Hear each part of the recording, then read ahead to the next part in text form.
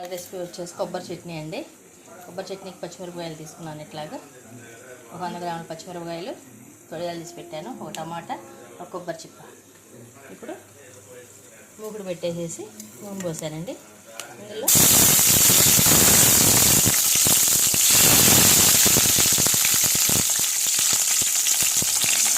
పచ్చిమిర్చి ఇట్లా ఉడిపే చేసుకోవాలండి, లేకపోతే కాలుతాయి.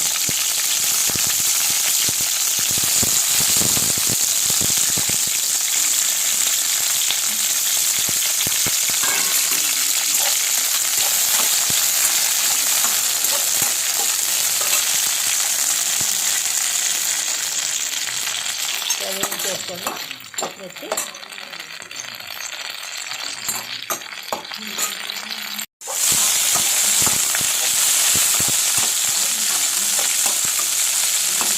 ఆగాలంటే సరిపోయాలి. ఇవన్నీ ఇట్లా వేయి పచ్చిమిర్చి తీసేసుకోండి.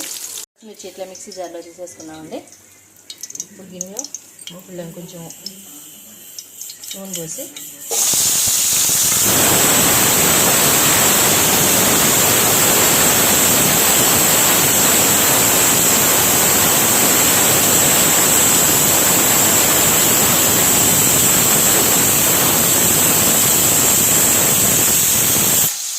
ఒక టమాటా, ఒక కొబ్బరి చిప్ప వేసామండి చిన్నది. ఇప్పుడు ఇట్లా మంచిగా వేగనివ్వాలి. ఇట్లా వేసేది స్టవ్లో వేసి జార్లో తీసేసుకున్నాను. ఇట్లా జార్లో తీసేసుకున్నాను. ఇది ఇప్పుడు మిక్సీ పడదాం. ఇట్లా మిక్సీ పట్టేసా. దీన్ని ఇప్పుడు బౌల్లో తీసేసుకుందాం. పెట్టుకుందామండి. ఎండుమిరగాయలు వేసాను, తాలింపు గింజలు వేసుకున్నాం,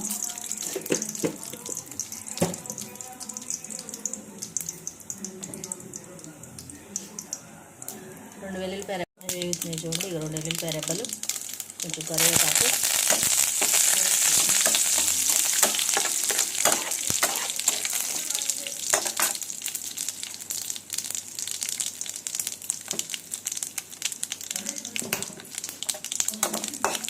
తాలింపు అయిపోయిందండి.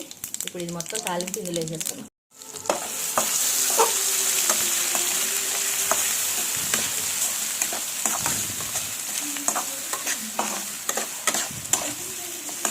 ఆయిల్ అంతా ఇందులో మొత్తం తీసేసేటట్టు మొత్తం తాలింపు అయిపోయింది. టమాటా కొబ్బరి పచ్చడి రెడీ. ఇది ఇళ్ళలో అందరూ రెడీ చేసుకుని టేస్ట్ చేయండి.